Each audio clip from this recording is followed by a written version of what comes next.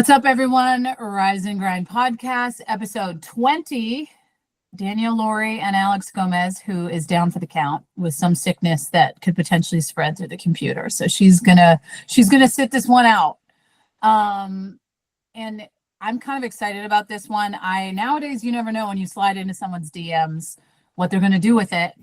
So I wanted to bring in a fun guest, and I am a big fan of Cassidy. I have been since she set foot on campus at Duke, just with her being that power lefty and that phenom. So she was kind enough to join us today. We have some fun fan questions, and then more importantly, just some ones that I want to break down because I'm interested, being the pitcher that I am. So Cassidy, welcome. Thank you. Thank you for having me. This is fun. I have some questions that I wrote down, and then we'll naturally just let it go as is. So first and foremost, what kind of made you start playing softball? And I think what kind of made you fall in love with the game or feel like, damn, like this is what I want to do and what I love? Yeah. So I started playing super young. My mom played collegiately at Nova Southeastern University. She played for 2 years in college. My dad got recruited and didn't end up playing, but played baseball and football growing up. Mm-hmm. And then I have an older brother. He's 2 years older than me, and he played baseball and football also. So I was also just trying to always follow in his footsteps. He played football, and then I did cheerleading. Yeah. And I did that until he stopped playing football, and then he picked up baseball more heavily. So I was like, okay, I'm going to do softball more heavily.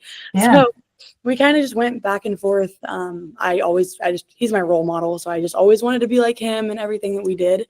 So yeah, while he was playing baseball, I would go out and play softball. I started playing, I want to say when I was 5, around there, just kind of going to his practices, and I'd make my dad stay after. And I remember super vividly my first time ever trying softball.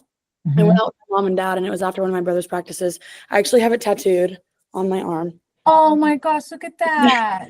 I'm gonna need you to text me a picture of that because that is so cute. Yeah, I'll send you a picture. My friend that actually goes to school here, she drew it based off of the very first picture I ever have on a softball field of myself and my dad.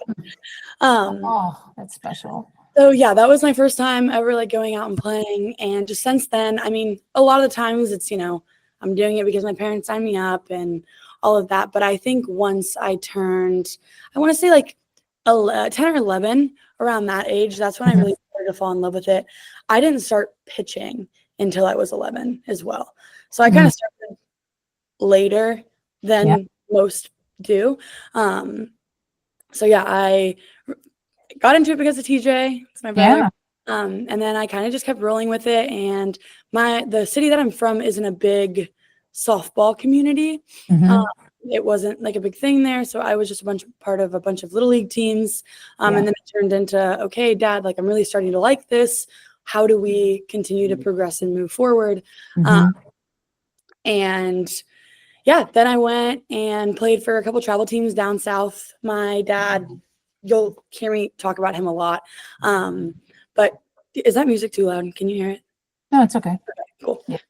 They just started hitting and they cranked the music. But yeah, my dad, he's a fire chief, so works long hours, does all of that, and he works down south. So he would drive up to the part of Florida I'm from, pick me up after work, and then we would drive an hour and a half back down south for me to go practice. And that was kind of just, he's like, okay, do you love this? Do you want to keep doing it? And I was like, Dad, yes, I love it. I want to go to college and I want to play college softball. And he was like, okay, well then if you're all bought in, then I'm all bought in. And since then I've fallen in love and just haven't really looked back. And I remember in 8th grade, I committed to UCF. I was committed to UCF in 8th grade, and that was kind of where things ramped up for me as far as okay, I'm going to college for softball. Yeah. Obviously didn't end up there, but that was when I was like, okay, this is something I'm doing. And then from there on, it was kind of just softball. Oh, that's the stuff with your dad. It's crazy because both parents have to be so heavily involved some way or another, whether it's the dad that's getting you to where you're going and the mom is the soft landing. My dad was the same. My dad was tough, dude, on my brother and I. My brother was first round draft pick, baseball, still to this day. the highest draft pick for Canada as a position player. Like, he's an absolute stud. My brother and I and my dad, it was like ball all the time. We played other sports, but like, I don't know, there's just something about that relationship that my dad had with us and saw in the sports piece that I look at now. And one day you'll look back when you're older and you're like, wow, I don't know where I would be without sports, right? Like, they shape you into this badass bougie bitch, and you feel like you can conquer the world. And that's such a cool thing to me. So I love that. What made you switch from UCF to want to go to Duke? Yeah, so obviously I committed before the rule change in 8th grade. And I was really young. I committed under Renee, who ended up going to coach at the University of Iowa. And I loved you. I was young. I think I was so young. I was in 8th grade. I'm forever thankful for that rule change, because I think that I didn't even know what I wanted to eat dinner that day, let alone where I wanted to go to college for 4 years. Yeah. So again, love that rule change. I think that was a great decision from the softball community. But I think when I got into high school, I had committed under a different coach. UCF brought in a new coach, and I really wanted to get out of Florida. I think I realized born and raised South Florida, love it. I still love it. But a part of me kind of felt like I wanted to go experience something new and go to a different state, and kind of just see like where softball could take me, just because I was so young when I committed.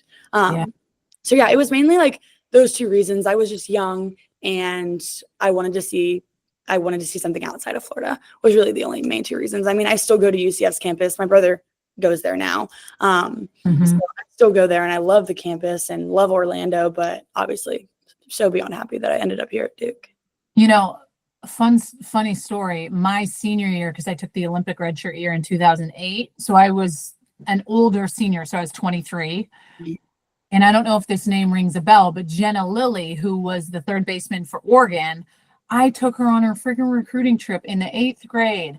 And I was 23. And I'm like, Coach Tar, what is going on here? Like, this girl is just she was little. I don't even think it was the 8th grade. It might have even been earlier. But I remember like Jenna Lilly, and I still loved following her career. But I was like, damn, at 23 years old, taking around like a 12 or 13-year-old. Yeah. It's different. And I don't know how anyone at that age would have any understanding of, number one, what it means to be able to play at that level and what it takes and requires. Yeah. And then to be able to like mentally deal with it. Yeah. It is way too young to make a decision. Like, parents make more than the athlete, I feel like. Yeah, absolutely. And then, it was cool being an 8th grade D1 commit, but also it was like, I'm way too young. I need to worry about like getting it going into high school, let alone like worrying about college. Yeah. It's insane. I remember also going on the visit and like being shown around by these college students. And I'm like, you guys are like 10 years older than me. What am I doing here? I know. It's not like you're going to any athlete parties. So are you going to go them to movies? I don't know. All the things. It's so different.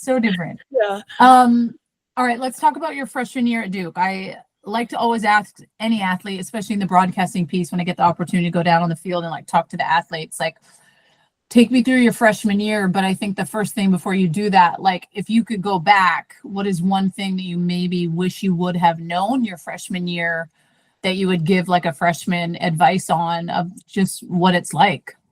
Yeah. Ooh, that's a really good question. I think something that I was really happy for, that I didn't realize how much it helped me until going into my sophomore year, was kind of how naive I was coming in, and how like what it's like to play with no expectations. And that's something I think I'm trying to replicate now. And I think that is one thing that I would kind of remind myself to pay more attention to my freshman year, would be like, enjoy it. There are no expectations, like go out there and have fun. And I think obviously I have so much freaking fun playing softball. Like, I love being out on the field and all of that. And that still stays true to this day. But something about playing as a freshman and just like everything to gain, nothing to lose. Like, you're just out there, you're having fun. I know a lot of the times freshman years can seem a little daunting, and I definitely battle with it back and forth. I didn't play my freshman fall. I have bulging discs in my back. So it's something that I've been like navigating through college. I've gotten a lot better now at figuring out what I need and all of that. But I practically sat out my entire freshman fall. So when freshman spring came around, I was like, I'm just going to go have fun. I'm just going to go throw a ball and go hang out with my teammates that I love so much and like not make it a big deal. And I think that put me in a unique position to really like learn college softball without fully getting thrown into it. Like it kind of made it a little bit easier of a transition for me, if that makes sense. I was able to pick up on things, sit next to Coach Young in the dugout while she was calling pitches, pick her brain about like what was happening, progression, decisions she made, things that she saw that I was like, what are you even looking at? Yeah. So I think that's like, I don't know if that's something I would like tell myself as a freshman, like enjoy it, because I think I did, but it would be like my advice to freshmen would just be like, go and ball out. Have fun. You have everything to gain, nothing to lose. You have 4 years. I mean, I can't believe I'm already going into finishing up my third year of it. Like I can't wrap my head around that. Like we were talking about earlier, it goes by so fast. So to kind of just like take in everything I can.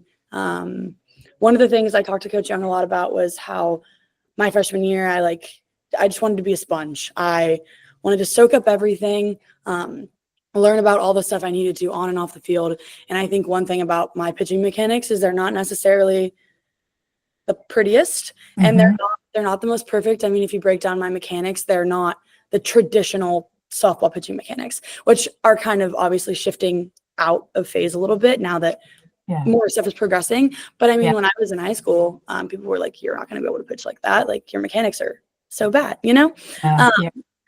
So I think that I like to tell Coach Young that like, I think I'm just an accumulation of all the little things I've picked up from different people here and there while I like going through my softball journey. So yeah, I guess my biggest piece of advice is, after going on a little tangent, like be a sponge and be where your feet are, enjoy the moment and ball out, have fun. Don't hold back just because you're scared. Because I think a lot of the times, obviously fear is what inhibits us the most from progressing and moving forward.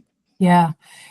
It's always interesting too, because a lot of times you'll see freshmen go in and be able to have more.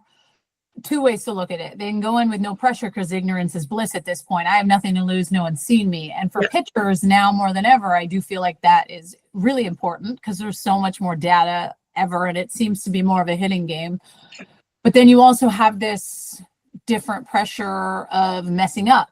And it's like, if I mess up, then the opportunities may not be given to me because I'm, 18 and they have a 21-year-old who's experienced. And it's funny because, as a mom who's lived it and been through it, and my kids are by no means at an age where they're committing or none of that. And even if they want that one day, we're not even close.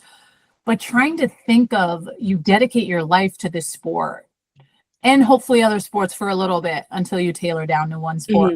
Time comes. And then you're like, then I only get 4 years to maximize what I've given to this sport. And the hardest thing, and the one thing I say to anyone with any advice, and I wish that I could have learned this a lot younger. Like at times it felt life or death for me.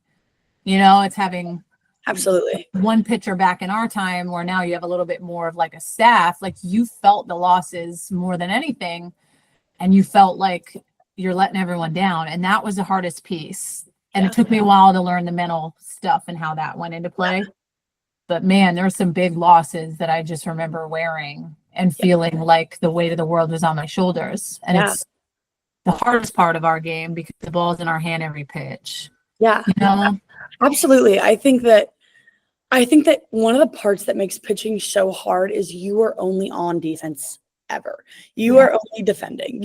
I can't go up there, and obviously there's pitchers who hit and that's a little different, but like I can't go up there and I can't score runs. Like I can only do so much. And then when I feel like I fall short there, you feel like you're letting down your team. And it's like, I have one job and it's to pitch the ball. And when I can't do that, like it's so hard. And I've had this conversation so many times with other pitchers on the staff or Coach Young. And it's such a hard thing to balance because I think being a pitcher is so hard. You're in control of every single play all the time.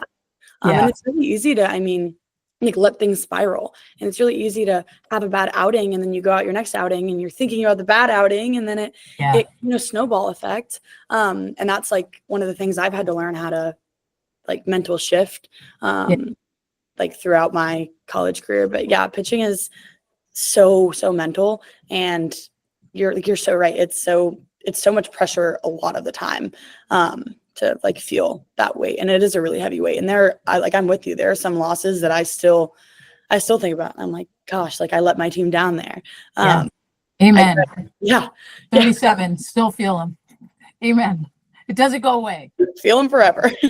We work our ass off to be okay with both outcomes. That's what I tell people. It's like, in order for me to be okay with the hard wins and the hard fought losses, if I know that our team and I have personally done everything that I can do, going back and doing the Olympic stuff made me realize that. Like, it didn't feel like the weight of the world as much in college, but a lot of life experience in between for me to be able to realize that piece. Right. Yeah. And I think I'm sorry. No, go ahead. I think a lot of that, I didn't realize how much of that was internalized, and how much of it, like, we have this year's team specifically, Team 8 is such a special, like, close-knit team. And I feel like a sense of family and community that I haven't felt with the softball team ever. And I remember sitting down in one of our it wasn't a pre-game meeting. We have meetings with this man. His name is Charlie Densmore. He works in the church. Our team is super heavily faith-based. So he comes in and talks to us just about life and what we need from each other and that kind of thing. Yep. And I remember we went into small groups, and one of the things I brought up to the team was like how heavy that stuff feels sometimes, and how, like, when that stuff happens, I go internal and I want to self-isolate. It was basically how we like respond to trials and tribulations. And I was like, I want to self-isolate, because in my head, I'm like, Amina's mad at me because this happened and she had a great play or did all this great things, and then I didn't hold up my end of that. But everybody's like, I remember talking to them about this, and they were like, nobody's thinking about that. I don't remember that. I don't know what you're talking about. One of the questions was like, what's the worst game you ever remember playing? And I brought mine up, and they were like, you pitched that game? And I was like, all right. Yeah. So I think, like, just like acknowledging that it's never as serious as it feels sometimes. And how much of it can be internalized, because obviously you're shining a light on your performance, and being in college athletics is so hard. But kind of just being able to like shift that back outward. And it took a lot to even like tell my team, like, hey, this is how I feel. But to hear them say, like, we don't think that at all, and that kind of stuff was really awesome. Yeah. The vulnerability is where the team grows. If you don't show a sense of weakness, you don't let people in who you are. And in this position of power with pitching, we're not heroes. There's going to be times where we need our teammates to be able to pick us up. And if you can at least read that, like, maybe I internalize things more, maybe someone like Amina is able to pick you up in a moment where she sees that it's like, hey, she's kind of getting in her head. She's talked about this. I can go and connect with her and prevent any negative self-talk or maybe stuff that's going to go down, which is super dope that you can even like start to like think about those things. Right. And back in our time, the mental game was not nearly what it is now, with how much help there is for all of you guys. Right. So I love that part. And on that point, like, I remember sitting down with like the infield and talking to them about, like, they're like, hey, what do you feel when you play your best? Tessa actually came in and asked me that. She's like, what do you feel when you play your best? And I was like, honestly, when I'm super loud and talkative and high energy, and I'm like with you, I'm hollering at you in between each pitch, I'm with my catcher, I'm communicating, that's when I'm at my best. And otherwise I internalize and I go quiet. And when I go quiet on the field, I never have positive outcomes. So being able to communicate that with them of like, hey, this is what it looks like when I'm at my best, and this is how I feel when I'm at my best, and this is what it looks like when I'm starting to fade out of that.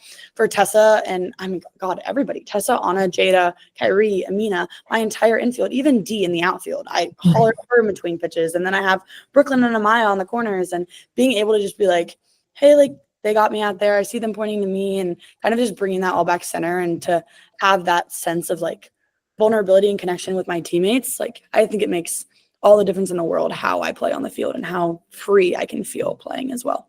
Yeah, dude, that's awesome. That's awesome.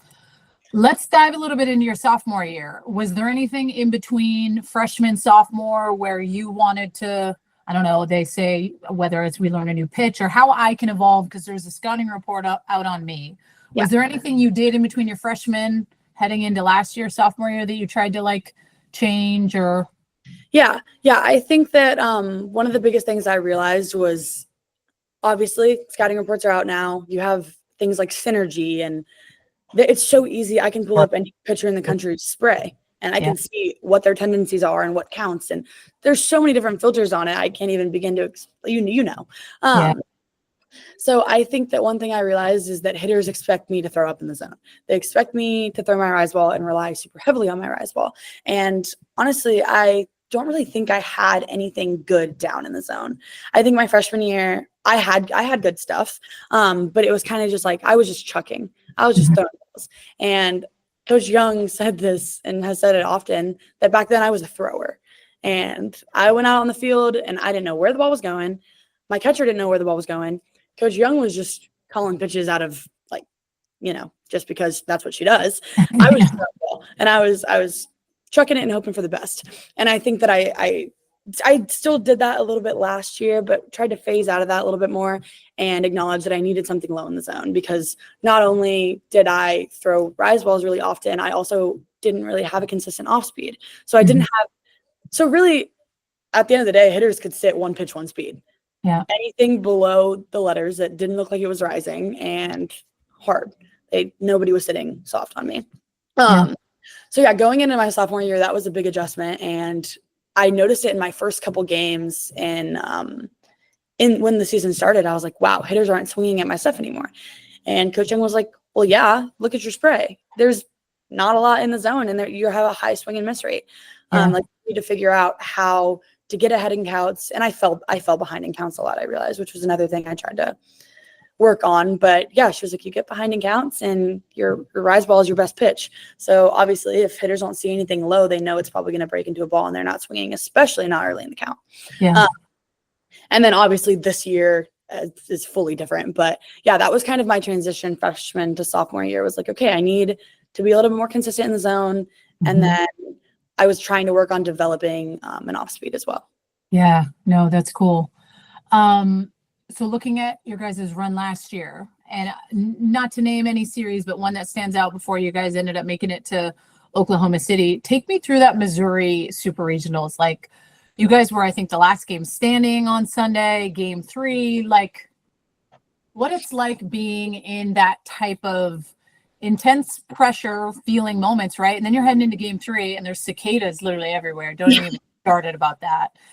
And then on top of that, like, you've been knocking at the door to try to get to Oklahoma City. So it's like that pressure is almost there too, because you want to get there. Take me through that Super Regional series, what you recall. You can talk team, or you can talk maybe feelings that you felt personally throughout that. Yeah, gosh, Missouri Super Regionals was probably, like, up to today, one of the best parts of my college experience. Like, that environment, insane. Missouri's fans were absolutely insane. Almost to the point where I was like, this is so much fun. Like, the fact that obviously they were rowdy and they were loud and saying whatever they were saying, but that kind of stuff, just like, I live off that and it fuels me and fires me up. And I was like, oh, this is awesome. Like, I'm gonna like shut down your lineup, was like my mentality. So that the environment itself was just so fun. And obviously, like, Duke softball, we packed the stadium, but the way their stadium is, and like the behind home plate fans all up standing around the entire stadium, especially game 3 during the past couple of innings, because it was back and forth a lot. So I don't know that I'll ever be able to like replicate the adrenaline that I felt in that game. It was just, it was incredible. And then, yeah, the pressure, we wanted to go to a World Series so bad. We had, I think we graduated 7 seniors. So really heavy senior class. We wanted it for them so badly. And then Coach Young going through the stuff she was going through at home, and how I think, obviously, I think God wrote the story my freshman year for us not to leave Durham because of the things that she had to handle here with family. We all wanted it for her because we know how much this means to her. And yeah, again, like, the senior class was massive, and we wanted it for all the girls that have come from team 1 through 7. So yeah, there was a lot of pressure on it. And the team kind of, I think game 2, we felt it really heavily, and we were like, we need to be perfect. We need to win this game. And when Duke softball plays like that, Duke softball doesn't play well. As I'm sure that can be said for a lot of the teams in the country. But yeah, we play our best. Our team motto last year was, it was unleash, and it's because we called ourselves the Free Swaggy Dogs. We met with our sports psychologist, and she asked us, she was like, what are 3 words that describes this team? And we were like, we came up with Free Swaggy Dogs, because we play our best when we're playing free, we're playing swaggy, confident, and cocky, and when we're dogs and we're fighting. So yeah, that's where that came from. And I remember after the game Saturday, we were like, we did not play like that. Like, we were hesitant. We talk a little bit about how it feels when you're playing to win versus playing not to lose, and kind of what that looks like. And that game was kind of the epitome of playing not to lose. Nobody wanted to go home. We all wanted to go to Oklahoma City. We all wanted it for so many different reasons and for so many different people that we just we played tight. And then obviously the rollover game Sunday, that was when I just went out there and I was like, I'm just chucking balls. I am going at every single batter. Like, I'm going to have fun. If this is the last game that I play with Team 7, like, we're going to go out fighting, and we're going to go out doing everything that we can to come through on top. And it was such an amazing game, so emotional for so many different people and so many different reasons. So yeah, the Missouri Super Regional, I think, will go down in like my brain as one of the best games of my life. And then obviously us going to Missouri was also like, I remember after the rankings came out, we were all like, oh, we're on the road. All right. So there was a little bit of controversy there. So we were also thinking about the fact that we were like, wow, we believe we should have been home. Obviously I'm not gonna, that is what it is, like, whatever. We were like, all right, well, now we got to like go on the road. So we were like playing, and we were just ready and willing to prove everybody wrong. Sometimes being pissed is the thing that you need to be able to get you going. Like, if someone says like, dude, you're not good enough, or you're not this, it's like, that's always the extra motivation. Because to me, pitching at times is always proving everyone wrong. Because when someone's going up against me or someone's going up against you, they think that you're not going to beat them. But in reality, if you have that mindset that like you're going to let them win, it ain't going to work. So I would almost use at times the like Michael Jordan mentality and make it always everyone against me except my team. Because that's what I needed in moments when stuff was really hard to be able to pull from. And it's cool that you guys had that mentality, because I was with you. I was like, dude, I thought for sure you guys were going to host Super Regional, like no doubt. And to this day, even on Selection Show Sunday, I still get nervous as someone that's somewhat involved in the game as an analyst with ESPN, but it's because I remember what it felt like as an athlete. Because stuff is so out of your control. You can have the best season ever in conference and it be so great, and then all of a sudden, like, you're on the road and it's not going to work. Absolutely. And I actually talked about this earlier today in a different interview, but I have on my side, it's the tattoo says defy all odds. And it's also like in my Instagram bio, kind of just like a phrase that I like love and I try to live by. And kind of to your point of what you're saying, like, I remember obviously Port St. Lucie, Florida wasn't a big softball community. I had to drive really far for practices and do all of that. And one of the things my dad told me after, I was like, Dad, this is hard. I'm like 5th string pitcher on my team. I'm throwing like 54 miles an hour as a sophomore in high school. I'm like all of these different things. And I was like, Dad, like everybody's telling me I'm not good enough. Like, they're telling me I'm not going to make it to college. And kind of just like I had these little seeds of doubt planted. And growing up, he always said, like, defy all odds, continue to like fight. No matter what anybody says, you go out there and you defy every single odd that anybody ever places in your way. And that's something, like, to this day that I play with and I bring out in the game, because I mean, I think it's all about defying every single odd you can. And I think that Duke softball is almost the epitome of defying all odds. We're young, people say we're inexperienced. They say that whatever they want to say, like throughout the rising of Duke softball. And it's kind of just like we continue to push barriers and break down walls and defy all odds. So yeah, to your point, I think that playing with that kind of fire lit under you of like, oh, you don't think I'm good enough? Like, watch this. Yeah. Is like a big part of my game. Yeah. Yeah, that's awesome. So take me through, you guys obviously punch your ticket, you get to Oklahoma City. When you go to Oklahoma City, the first time is always the hardest time because you don't know what it's going to be like. You don't understand the pressure that you feel on maybe an opening day. You set the tone for the squad on opening day, you lose, you're in trouble, right? Like that's the reality of trying to fight to win a national championship. You have the best 8 teams. Take me through your World Series experience and things that you maybe wish you could have done different or moments that you were proud of yourself. And I'm making this more about you. I know you're all about the team, but I always want to dive into the pitcher's head of like things that you were maybe thinking when you were going in to like Oklahoma City in that run. Yeah. I mean, it's definitely scary, right? Like you're going, and I think I was so scared when we went, because we were like, okay, we're going to Oklahoma City. Oh, first game is Oklahoma. So there was that, and it was just like was so scared of failure, and I was so scared of falling short, and we worked so hard to get here, and we don't want to go there and do poorly, because that's obviously the last thing anybody wants. Yeah, I think I was just scared. I was nervous. I didn't know what it was going to be like. And I remember going through all the things you had, like the media, and there were so many different like meetings and events and things. And we were all like spread so thin, and we came straight from Missouri.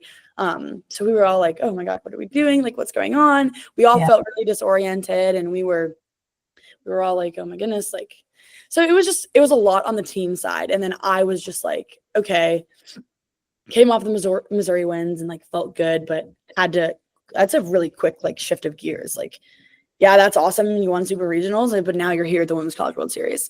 And I think after the Oklahoma game, I took a second and really like reflected on where I was at. And I remember talking to my dad after that game, and I was down. I was like, oh, like we're here, but we lost. And he was like, Cassidy, take a second, take a step back. Like we were still in the stadium at that point. Like we were talking off to the side somewhere, and he was like, look around. You've been watching this in Oklahoma City. You've been watching it on TV for the past 15 years. You've been watching this happen, and now you're here and you're part of it. And not only that, but you're also a part of the first team that's ever gone here for your university. And he was like, that in itself is a tremendous feat. And we kind of talked about how like he obviously knows me better than anybody, but how when I play kind of like tense and scared of failure, it's kind of like inevitable that it's more likely you're going to fail if you're scared of failure. So yeah, I honestly, like looking back, I remember pitching against Oklahoma, but I wasn't fully present in that game. And that's something that I still like heavily regret, because I was so nervous and adrenaline was so high. And I was like, okay, like I want to be perfect for my team.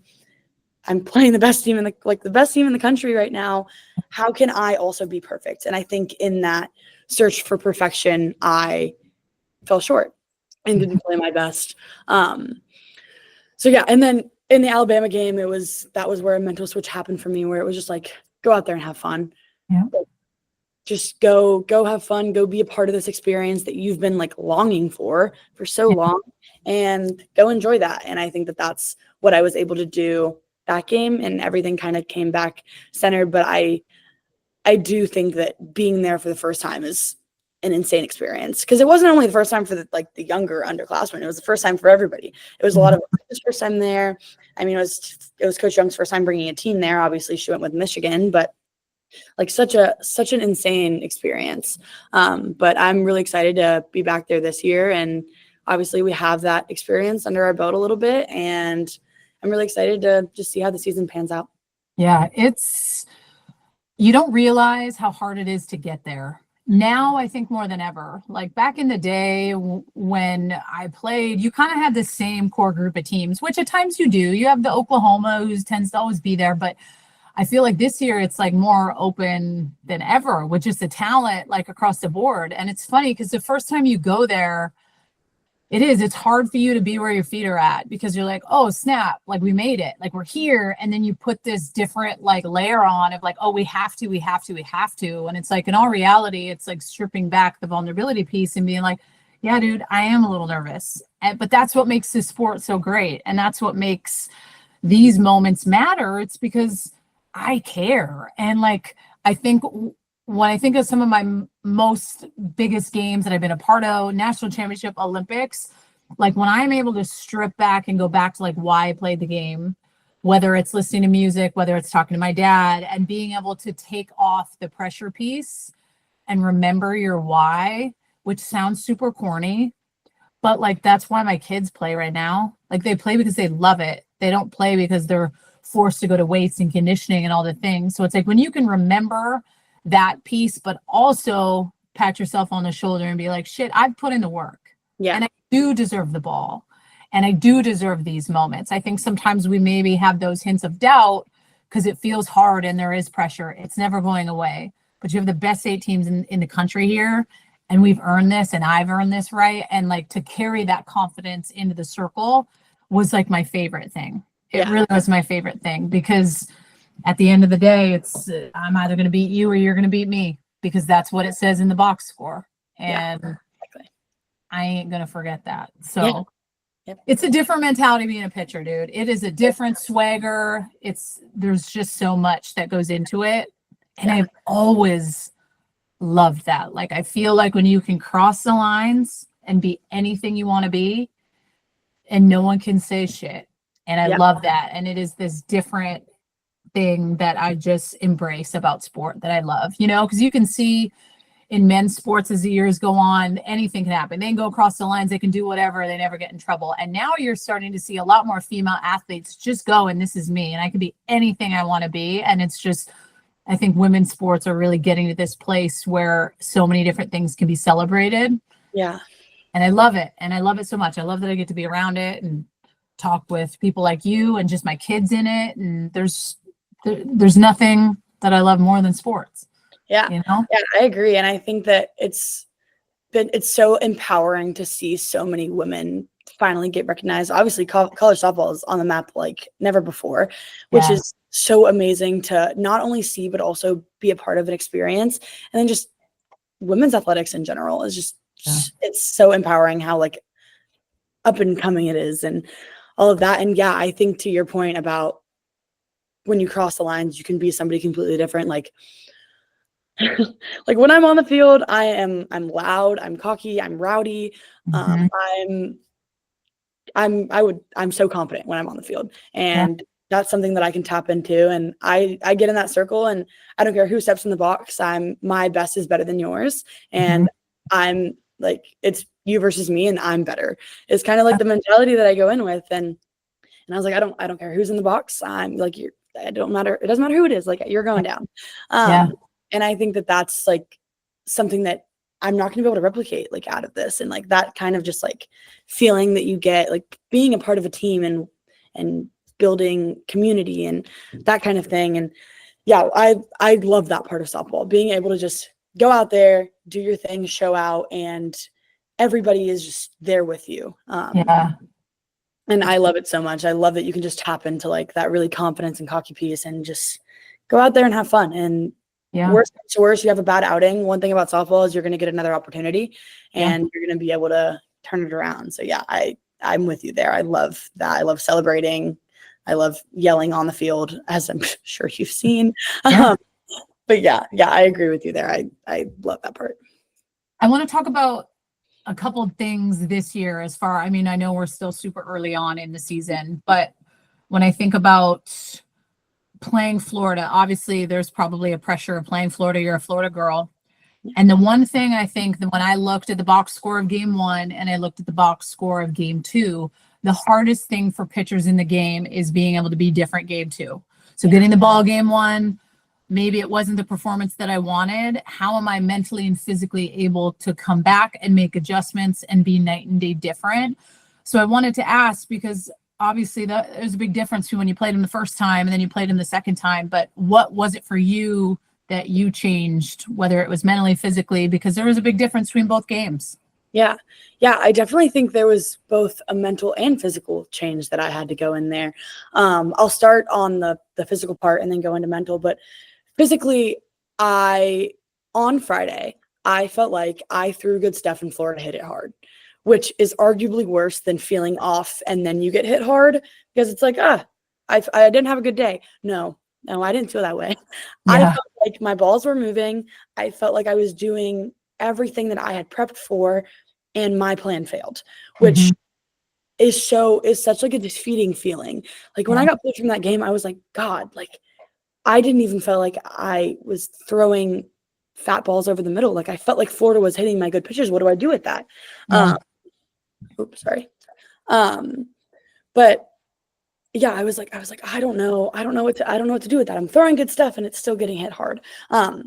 So I think that was really hard physically to go through. Sorry, my do not disturb isn't on. That's okay. Okay. But yeah, so physically I was like, God, I'm throwing good stuff. It's getting hit hard. So how do I come back from that?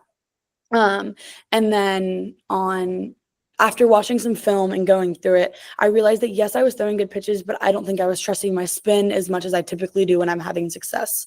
Makes sense. So I was throwing to good spots, but I don't think a lot of the times I try to get my pitches to break two planes. And I think on Friday my pitches were kind of just coasting to spots, and Florida is way too good of a hitting team to just try to coast pitches to spots. And I've talked to Parker about this a lot.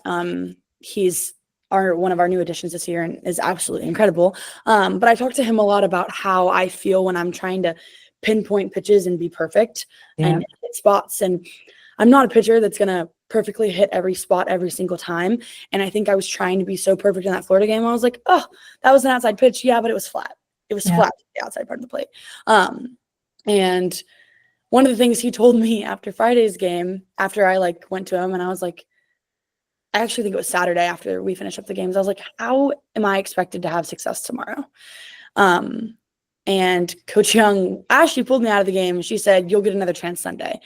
So now my mind is reeling. As soon as I think I gave up like eight hits and 8 runs or something like that. I was like, okay, great. I just got lit up and you're telling me to start mentally preparing for Sunday on a Friday. Awesome. And I physically, that was kind of the change there. And then when Sunday came around, I was like, okay, I'm trusting my spin. And going back to what Parker was telling me, he was like, you need to focus more on shade to a side of the plate, work on getting your ball to move over that way. You don't need to hit your spot perfectly. Get it in the vicinity that I'm telling you to get it in. Like rise out. It doesn't need to hit the 9 pocket on a line. Get it in the vicinity, find a hitter's hole, spin the ball. Because my strength is my spin, and I rely really heavily on spinning balls out of the zone. So yeah, physically that was the change. And he was like, you need to change your profile. And I was like, what do you mean I need to change my profile? Like, you want me to become a completely different pitcher in 2 days? Like, that's impossible. I'm sorry. But yeah, like sitting down and talking with them and walking through game plan was really helpful. Your dog is so cute. Oh my goodness. Really cute. I got a tattoo of her right here. I'll have to show you at the end. She's adorable. Okay, sorry, I got distracted.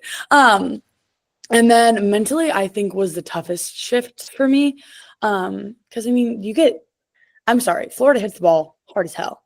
And being in the circle and throwing what I thought was good pitches and seeing them get hit to the fence on a line, probably 120 exit velocity, wow, they're hitting my balls hard, really hard. They're a really good hitting team. And I was like, what do I do? Like, what do I do to change that? And I think it would have been really easy for me to kind of start the Sunday game thinking about these same hitters that I didn't do well against. And I was like, okay, not going to do that. And I talked to Coach Young before the game. Her and I have gotten super close this year, and just our ability to have vulnerable, honest, open conversation. Because I think my freshman and sophomore year, I was really scared to have conversation with her like that, because I didn't want to say something wrong, and then she thinks I'm like not mentally as tough and I can't handle the hard shit. And I think that was something that I had to get through, and I had to figure out. And that was nothing against Coach Young. That was just my own personal fears. And I was like, I don't want to give her a reason not to play me, so I'm not going to give her anything. But in that, not only was I hurting myself because I wasn't getting what I needed from her, but I was also hurting her and I's relationship, because we never, like, obviously you can only see what's at the eye level and like what I let her see. So she asked me a question and I wasn't fully honest. It wasn't helping either of us help each other. So yeah, her and I had a conversation, and I was like, well, that sucked. Like, what do you want me to do? And she was like, okay, like, what did you feel? Like, tell me what you felt. And I was like, I felt like I was throwing good stuff. Felt like they were hitting it hard. Like, I felt like Florida's hitters beat me. And she kind of like talked me through it a little bit, and it made me realize that, like, one thing that I am on the field is super confident. And I just am a firm believer that Florida beat me, and I wasn't going to let them beat me again. And kind of going onto the field with that mentality of, yeah, you can carry in all those hard hits and all those earned runs, and you can worry about all that in this game, or you can use it as an opportunity to fix what went wrong, and like to reshape the narrative in a way. And yeah, after that conversation with Coach Young, I was like, you know what? Yeah, like, they're not going to beat me in the same way that they beat me before. If they're going to beat me, it's because I made a change and they adjusted to that change. It's not because I'm going to make the same mistake over and over. If that made sense. So I think mentally that was a really tough thing to kind of shift from. But I am so glad it happened the way it did and so early in the season, because I think it gave me that like mental kick that I needed to kind of like jumpstart and just go out every single day and take the field balls to the wall with my teammates. And you should be wicked proud of that for two reasons. Number one, you showed yourself that you can bounce back. And number two, you're starting to learn what you need when you do mess up. So when I do have a performance that's not good, as pitchers, I tell people, if you don't know what you need, no one's going to tell you what you need. You have to know, when I mess up, when I have a bad game, when I have a great weekend, what's my routine Monday? What's my routine Tuesday? I love that people think that in college at times you're constantly being told what to do. But as an elite level pitcher, if you want to be great and not good, you have to be able to realize that. And it's hard as a freshman, it's hard as a sophomore, but junior, senior, there's no excuse for not knowing what you need. And for you to go through that, and that to me was the reason why I was like, I need to reach out and have a conversation with her, because like, I want to figure out how she was able to do that. Like, what was that shift? Because that's the difference between going to Oklahoma City and making it past game one and being able to like get your team in a position to do damage, instead of going in where you feel like, oh God, I have all this pressure. You've been through the ringer. You know what it's like to lose a tough game. You've had the self-doubt, like all the things. And your junior year is about being able to be a badass because you've experienced a lot, but you got to lead from the front, and there's a pressure that comes with that. Right. So proud of you. That's hard to do, because they're a tough team. The way they were swinging it, and their freshman Shoemaker, like, Florida's offense is top 5 in the country. So you should be proud. And I went in that game knowing that, and I think like let myself feel it too much. Like, I felt it way too much. And I think that another part of that shift was just talking to like my defense, and they were like, Cassidy, like, have fun, let us play, like, get missed hits, let us make really good plays. And I think I've said this, especially after this past weekend, I think I have the best defense in the country. Like, the people behind me on and off the field, I've never felt so supported on a softball team before. So being able to kind of just lean into that and just go out there and have fun.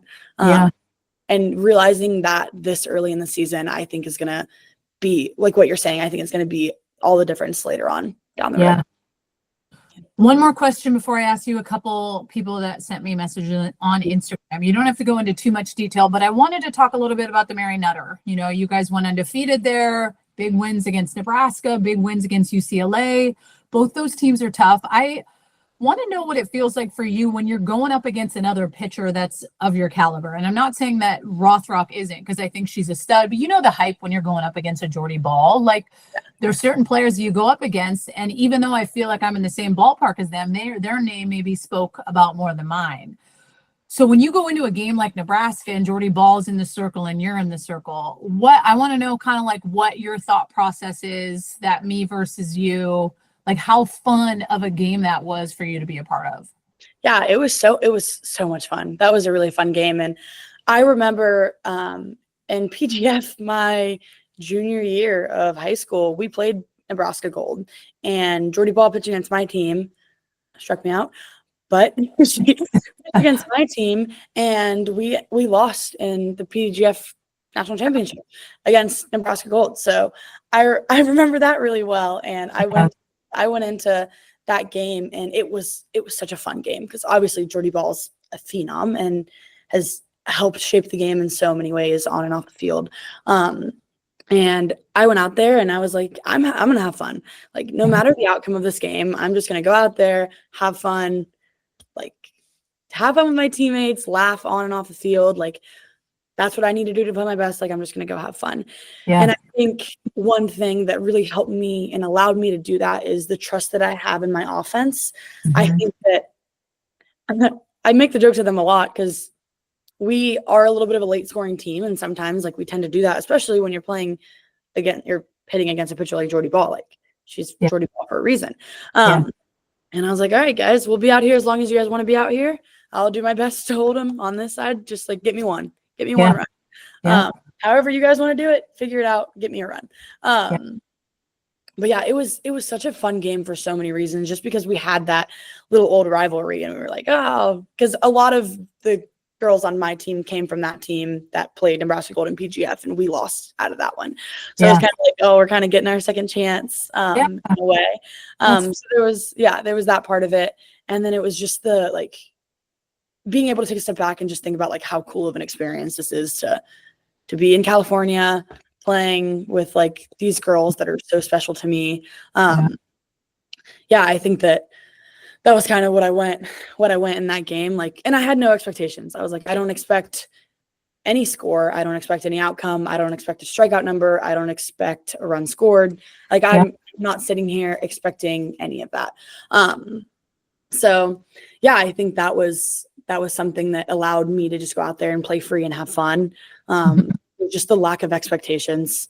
That was such a fun game. That's awesome. Okay. I'm going to ask you just a couple questions from what people had sent me on Instagram.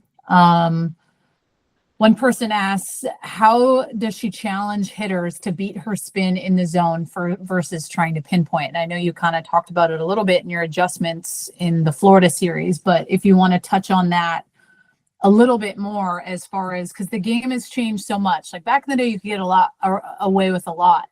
And now it's like, trust me, I don't like all the Rapsodo and the spin rate and all the things, because like my spin rate was shit, but like I still was a pretty good pitcher, you know? Yeah. So at the end of the day, that's not always the end all be all, is the spin rate on pitches. If that doesn't measure how much of a badass you are in a pressure situation, that you're going to be able to execute a big hit.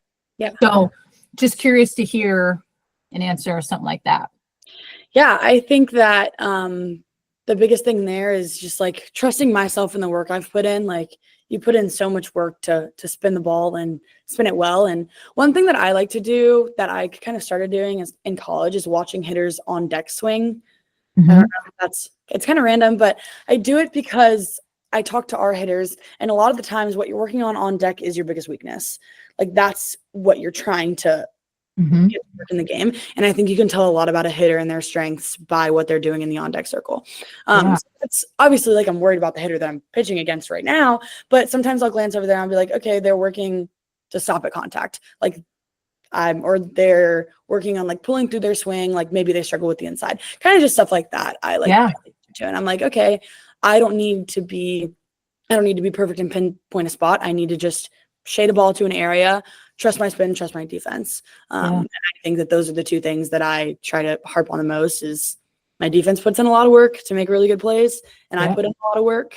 And if a ball gets hit hard, that'll be the last one of the inning. And I try not to let it like roll over into another one. Because, I mean, we throw how many pitches in a game? Or 100, give or take. So I was like, you know what? It's inevitable to leave a ball fat over the middle. Sometimes people don't swing at it, and that's great and that's awesome. And I love when that happens because I look at my catcher and I'm like, oh, sorry, Kyrie. Yeah. For some, I didn't just put that ball on a tee. But yeah, I mean, obviously it's going to happen and you're going to make mistakes. And I think being able to just trust letting the ball run, let it spin, let hitters get themselves out. Yeah. No, that's awesome. Okay, last one. Whether you throw a ball or a strike, you are always celebrating your catcher. Can you give insight into that?